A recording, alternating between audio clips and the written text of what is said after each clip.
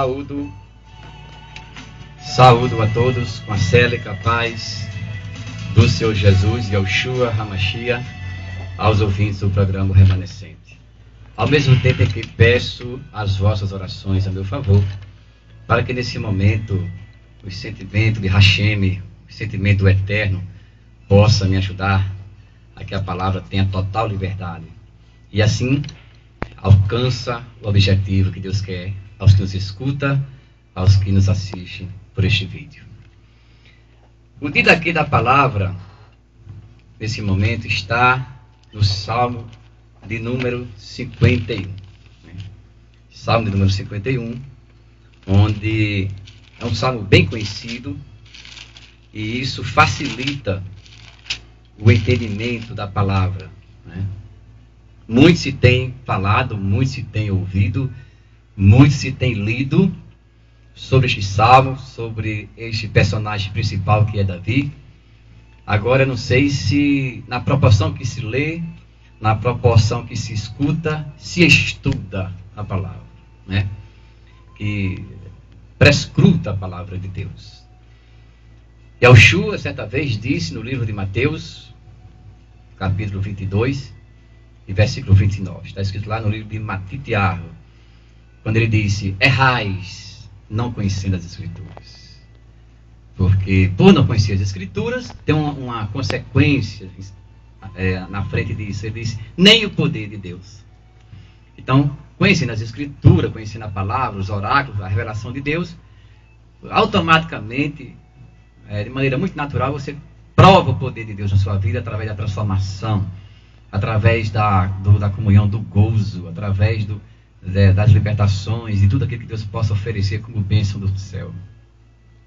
O Salmo 51, entre outras coisas, é conhecido pelo Salmo das Misericórdias, né?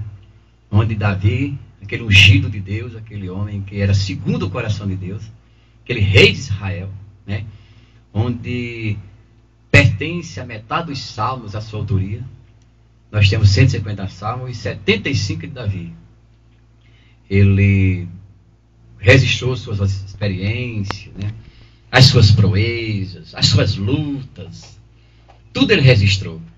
Porque depois, na frente de tudo isso, está a graça de Deus, está a misericórdia de Deus, a resposta de Deus, a vitória que Deus deu a ele, né? E no Salmo 51 fala de uma particularidade. Qual? O adultério de Davi, né? Eu tenho pontuado uma coisa: quantos personagens importantes, heróis da fé, né? Além de Davi até, não é lembrado hoje. Mas por causa do adultério, todo mundo sabe quem foi Davi, né? Porque o adultério, já dizia um grande homem de Deus chamado Suega, ele diz que adultério não é pecado, adultério é alejo, né? Então, mas eu quero, neste salmo, pontuar o versículo 11, né? Conforme já anunciei. Que disse assim, Davi dizendo assim: não me lances fora da tua presença, e nem retires de mim o teu Espírito Santo. Foi um pedido de Davi, né? É um pedido legítimo, no momento que estava vivendo muito difícil, ninguém queria estar no lugar dele, né? Sentindo o seu pecado, sentindo a sua desobediência, sentindo o seu caso, né? Que realmente expondo as críticas do inimigo, a acusação do inimigo. Mas ele, como de Deus, ainda viu recurso, ainda viu defesa, ainda viu esperança, e disse: não me lances fora da tua presença. Essa palavra, não me lances fora da tua presença, meus amados ouvintes, você que me escuta, que me assiste nesse vídeo, na realidade hoje existe um queixume, existe uma lamentação, existe uma insatisfação nas pessoas, porque todo mundo hoje, graças a Deus, na sua maioria, em tese, vive mais ou menos bem. Essa que é a verdade. As coisas são mais fáceis, as pessoas progridem, as pessoas prosperam, mas o olhar, a fisionomia compromete, desmente, quer dizer, diz que algo está errado, diz que algo precisa ser feito. E as pessoas, ao mesmo tempo, com tanta conquista, com tanta prosperidade, com tantas bênçãos materiais, mas as pessoas ainda, na sua proporção, na sua maior parte, ainda mostram no rosto uma tristeza. Mostram no rosto um vazio. E o que é isso? É pecado. Embora que hoje, na modernidade, o pecado tem nomes pomposos, nomes modernos, mas é pecado. E Davi, sabendo disso, o que ele mais se preocupou foi com a Sheriná de Deus. Foi o que Davi pediu. Disse: Senhor, não me lances fora da tua presença. Porque, na realidade, meus amigos, meus irmãos de fé, não tem uma satisfação maior, não tem uma bênção maior, não tem uma glória incomparável do que você sentir a presença de Deus na sua vida. Isso vale a pena, isso responde a uma carência que você passa, isso consola na sua enfermidade, isso reforça de maneira maravilhosa a luta que você tem, a graça que você sente, porque bom é estar na presença de Hashem.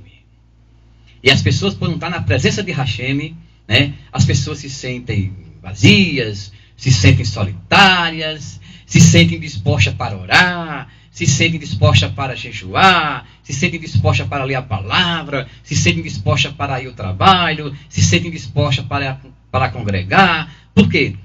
Porque qualquer esforço que você faça, qualquer atitude que você tome, se você não sentir como selo, como bônus, como o amor de Deus, a presença dele na sua vida, porque culto é presença de Deus. Culto não é louvor, faz parte. Culto não é oração, faz parte. Culto não é presença, faz parte. Culto não é coreografia, também pode fazer parte. Mas culto é presença de Deus. Onde você estiver, se você sentir a presença do Eterno, você está bem, você está alegre, você está animado, você está disposto, você está com sua vida com sentido, você pensa no futuro, você acredita no dia de amanhã. Por quê? Porque você sentiu a presença do Eterno. E Davi, conhecendo isso, sabendo desta realidade, Davi não queria, apesar da fraqueza dele, apesar do seu pecado, mas ele não queria abrir mão de sentir a presença de Hashem. Porque ele sabia o que é sentir a presença de Deus. Imagine você, eu fico imaginando, cogitando na minha mente, na minha visão, como é que uma pessoa passa a vida inteira sem sentir a presença do Eterno. Sem sentir a presença do seu Deus, do seu Senhor, do seu Salvador, né? Porque isso realmente é incomparável. Essas riquezas, essa aí é a riqueza do reino, que poucas pessoas desfrutam, né, e perdem o tempo, passam pelo tempo e não desfrutam o que é ser cristão, o que é sentir a presença do rei. Paulo, uma vez, tirando essa dúvida, Shaul Rachalia, ele diz: olha, o reino de Deus, para quem pensar que era outra coisa, o reino de Deus não é comida, o reino de Deus não é bebida, não, mas é gozo e alegria no Espírito Santo. Pronto. Então, se você tem alegria, essa alegria que vem do céu, que jorra de dentro de você, como rio, não é assim, está sempre. E Yeshua chegou a dizer: quem crê em mim, como diz a Escritura, rios de água viva vão fluir, vão nascer, vão sair de dentro do seu ventre. E é muito bom esse rio, né? Quando você sente esse rio, a sua vida você não troca por ninguém, por nada. Porque você sabe que tem o gozo do céu. Você sabe que tem a presença do Eterno para você.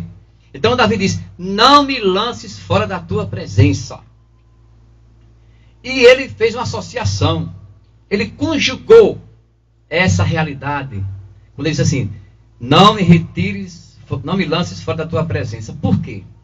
Porque Davi, como bom judeu, Davi como ungido, né? Todo ungido, ele aprende com outro. Todo ungido, ele não é cópia de ninguém, mas ele tem como herança espiritual a posição de algumas pessoas que vieram antes dele, né? E isso é bíblico. Para o nosso entendimento, Yeshua chegou a dizer: Deus de Abraão, Deus de Isaac e Deus de Jacó, né? Isso mostra que tem um ensino nisso tudo. É verdade. Dessa palavra, irmão, agora você fez me lembrar, quando eu era criança, a minha avó me ensinava tudo sobre as coisas de Deus. E quando eu via falar o Deus de Isaac, Jacó, de Abraão, é o único Deus, que é o mesmo Deus que a minha avó me ensinava. Às vezes eu estou na igreja, às vezes está no culto, às vezes com pouca quantidade de irmão. Às vezes as pessoas dizem, tão pouca gente.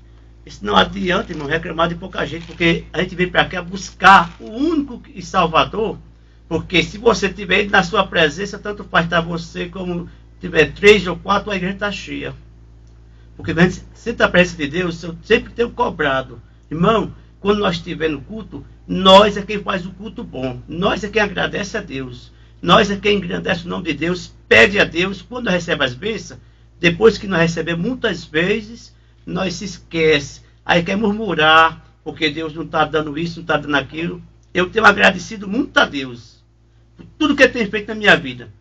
Eu passo luta, passo uma coisa aqui, outra por lá, mas o meu momento de adorar a Deus, eu não esqueço hora nenhuma. Eu posso estar enfermo, nem que eu não possa, até medida eu não poder me levantar da minha rede de noite, muitas vezes, mas eu pedi a Jesus, se for a minha hora, me perdoe e me dê um canto sossegado, porque eu sei que na terra, com certeza, é horas, mas todo o tempo não vai ter sossego. Sempre vai ter luta, sempre vai ter uma coisa, mas é uma coisa boa, é servir o Senhor.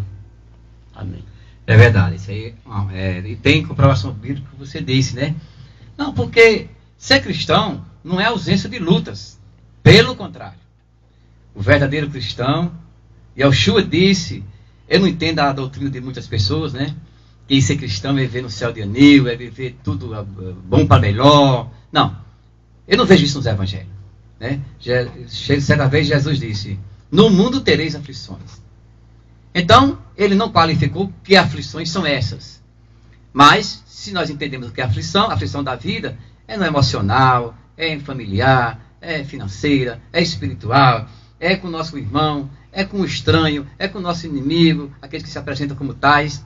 Então, mas ele não disse que isso pararia a nossa caminhada ou nos deixaria realmente sem ação. Ele disse, tem bom ânimo. Quer dizer, acredite que você vence, acredite que você vai passar, acredite que Deus está com você. Eles tenham bom ânimo, porque eu venci o mundo.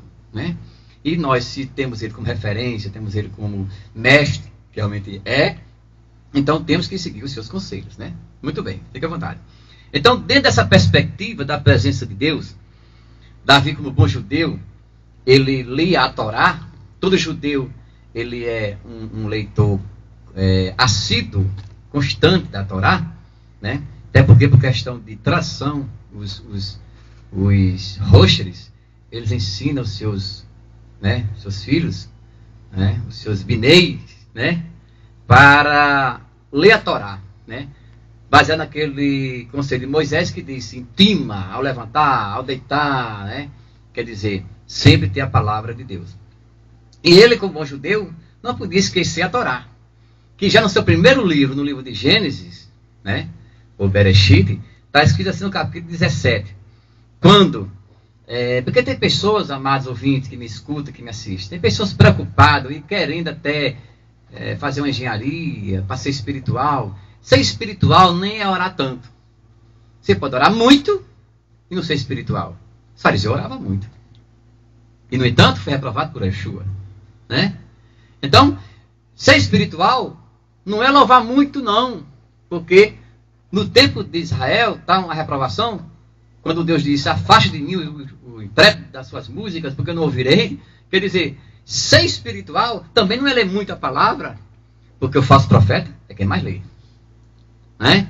Embora de maneira distorcida, mas lê, mas tem entendimento, mas engana. Lê tanto que aprende até enganar. Então, o que é ser espiritual? A Bíblia nos dá algum caminho, nos dá algum norte, alguma orientação? Tá. Ser espiritual, segundo o padrão divino, segundo o padrão de Yahvé, é capítulo 17 do livro do Gênesis, quando Deus, falando com Abraão, com 99 anos, já perto da circuncisão, já perto de nascer Isaac, ele disse a Abraão, preocupado nessa idade, com as coisas e tal, e preocupado com a sua espiritualidade, Deus disse a Abraão, Eu sou o Deus Todo-Poderoso. Eu sou o El Shaddai. Eu sou o Deus Todo-Poderoso. Abraão, anda em minha presença e ser perfeito. Está aí. Quem quiser ser espiritual, ande na presença de Deus. E você é perfeito. Perfeito como? A Bíblia não está dizendo que você é puro. Ninguém é puro e nunca será. Porque nós somos carnais, nós somos humanos, nós temos limite e tal. Agora, dentro de uma condição que o próprio Deus nos expõe, anda na minha presença, Abraão, e ser perfeito. Quando nós estamos na presença de Deus, Deus vai consertando o que falta consertar, né? Ele vai tirando os espinhos da caminhada, Ele vai resolvendo alguns problemas que nós já demos por perdidos, né? Ele vai ressuscitando sonhos, Ele vai aumentando a nossa fé. Sabe o que é isso? Pelo fato de nós estarmos na presença dEle. E se algum inimigo se propor se levantar, Deus vai na frente e já resolve por nós, né? Então, Davi sabia dessa realidade. Quando ele disse assim: Senhor, não me retires, não me lances fora da tua presença, né? E às pessoas que me escutam nesse momento, ou às pessoas que me assistem, que possam meditar, que possam rever, que possam fazer uma consulta íntima. Como eu estou? Estou na presença de Deus realmente, né? Ou estou marcando uma presença no meio de algumas pessoas? Eu estou na presença de Deus realmente? Eu estou mascarando uma espiritualidade? Eu estou na presença de Deus realmente? Eu sinto Ele? Eu entendo a mensagem, eu entendo quando Ele fala para mim, eu entendo as suas correções, eu entendo quando Ele me adverte, eu entendo quando Ele quer o melhor para mim, eu entendo porque Ele disse não agora, porque certamente tem uma coisa melhor no futuro. Quer dizer, você entende a linguagem? Se estiver na presença do Senhor, com certeza, você entende, né? Um dos sinais, um dos pontos fortes, quando eu ou você, qualquer pessoa, está na presença do Senhor, é justamente isso. As dúvidas, elas são dissipadas. As dúvidas, ela não está no meio dos propósitos, não está no meio dos planos, não está no meio dos sonhos. Por quê? Porque a presença de Deus, além de fortalecer, né, ela abre o seu entendimento. Você tem luz nas coisas, nos seus pensamentos, e aí você vai entender o propósito real de Deus na sua vida. E Davi disse: não me lances fora da tua presença. E ele completa dizendo uma coisa linda. Ele tem aqui um pensamento que fecha essa conclusão, quando ele diz assim: e não retires de mim. Não é que Davi fosse egoísta, que ele só quisesse só para ele, não. Mas ele está falando da experiência própria, tem que falar nele. Ele diz: e não retires de mim o teu Espírito Santo. Aqui é coisa linda, viu? A coisa mais importante que você possa imaginar, com os anos de cristão que você propõe a ter, confessa ter, com o carro que você possa assumir, possa representar, com o ministério que você pertencer, isso nada vale diante desse registro bíblico. Davi disse: não retires de mim o teu Espírito Santo. Ele disse: não retires de mim. Paulo, interessante. Mas quando ele disse não retires de mim, é porque tem ocasião que a unção do Hurahacordes, do Espírito Santo, sai de você. A unção do Espírito Santo não é eterna, não é vitalícia, não é por toda a vida, ela é condicional. Ela é na proporção que eu estou na presença do Eterno, na presença de Deus, a unção está comigo. O Espírito está comigo. É uma questão de relacionamento, é uma questão de busca, é uma questão de submissão, é uma questão de descer, é uma questão de humilhação. E ele disse: não retires de mim o teu Espírito Santo. Oh, coisa maravilhosa. No livro de Atos dos Apóstolos, né, tem muitas passagens que falam no Espírito Santo, que falam no poder do Espírito Santo, na libertação do Espírito Santo, nas revelações do Espírito Santo, com o apóstolo Paulo sendo o próprio canal a ser usado, Pedro também, e tantas pessoas que o Espírito Santo usou, com aquelas aqueles milagres, aquelas proezas que até hoje a gente lê de Pentecostes, tem alegria e relê aquela coisa, aquele poder que a terra provou, né? Mas que ficou da lembrança, né? O gozo do Espírito Santo. No livro de Atos dos Apóstolos, né? No capítulo 5, né? A gente chama Atos dos Apóstolos, mas na realidade não é Atos dos Apóstolos, porque não foram os apóstolos que fizeram isso. Na realidade, são atos do Espírito Santo, né? Porque a gente vê o Espírito Santo no primeiro capítulo até, né? Aquelas coisas maravilhosas. E Pedro,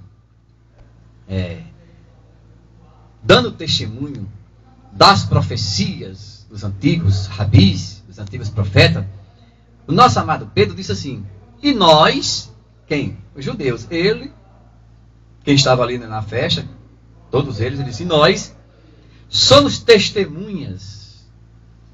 Oh, glória a Deus. Somos testemunhas acerca destas palavras. Ou seja, aquilo que disseram está acontecendo. Aquilo que profetizaram, nós estamos vivendo. Aquilo que nós esperávamos chegou.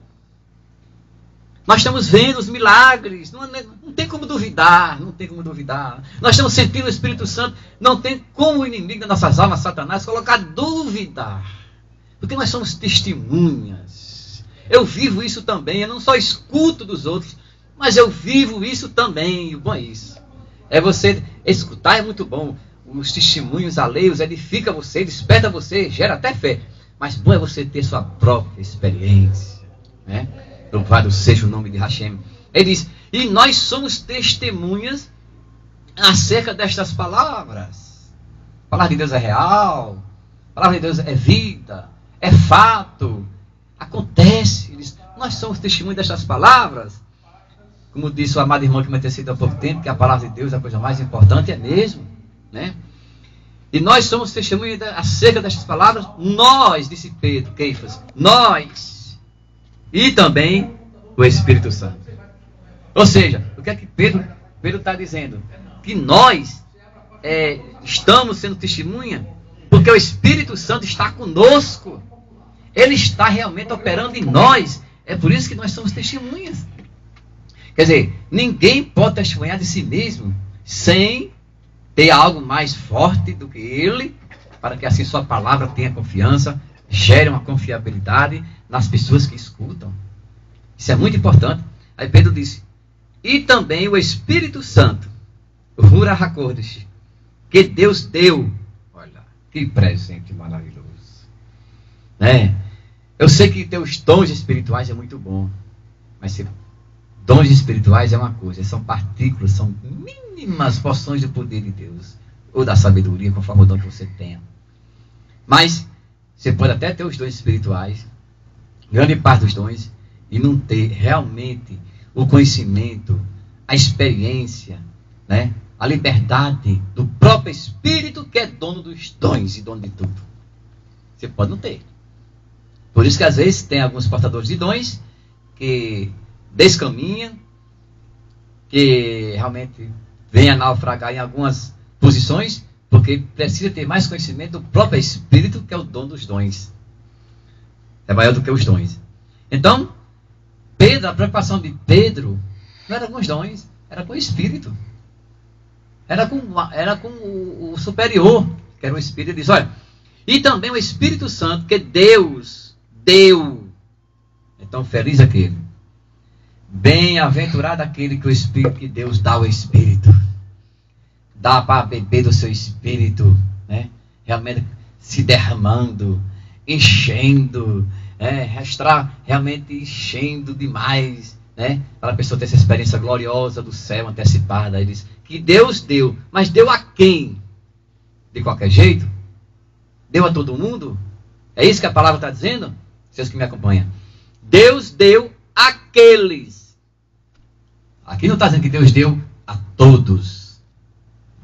Aqui está dizendo que Deus deu àqueles que lhe obedecem. Né? Mas obedecem que?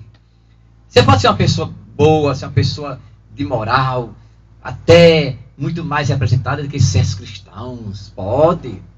Conheço pessoas assim, né? Porque a Bíblia diz que tem ímpios com obra de justo. Agora, aqui está dizendo aqueles que lhe obedecem, aqueles que... E quando é que você vai saber, vai provar que está obedecendo a Deus? Quando você começa a crer nesta palavra. É o primeiro passo. Crer nesta palavra. Para que esta palavra se torne vida. Aí, para que você seja também testemunha, como Pedro, acerca destas palavras. Palavra de Deus. Palavra que cria, palavra que renova, palavra que liberta, palavra que cura, palavra que salva, palavra que abençoa. É isso que Pedro está dizendo. Mas Deus deu àqueles que lhe obedecem. Então, o meu pedido, a minha sugestão, a minha convocação nesta tarde, nesse momento, é que você que me escuta, que me assiste, que procure pedir a graça de Deus, para que assim entenda de qual obediência Deus fala, Deus exige, Deus quer que você tenha, que você seja, né? Porque as bênçãos vêm pela obediência, né? E a obediência que aqui está registrada, que faz relação com o que Davi disse no Salmo 51, e com o que Abraão passou em Gênesis 17, é a obediência está na presença do seu Deus. Porque Deus Salvador é um, Deus Senhor é outro. Aquele realmente que você está para ouvir, para obedecer e para fazer. Louvado seja o nome do Senhor. Então, meus amados, finalizando esse dia aqui da palavra de Deus de hoje, quero fechar bem na frente do livro de Romanos, para quem pode acompanhar, no capítulo 8. Aqui está um conselho do apóstolo São Paulo, né? Do apóstolo gentios, judeu por excelência, né?